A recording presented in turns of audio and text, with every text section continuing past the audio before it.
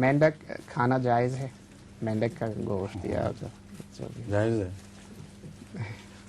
हमारे इमाम साहब ने मेंढक खाया हुआ है फ्रांस, वहाँ जापान में।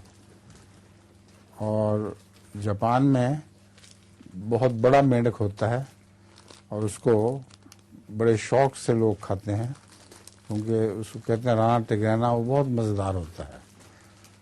तो हमारे इमाम साहब जब जापान में होते थे तो इन्होंने खाया हुआ है वहाँ।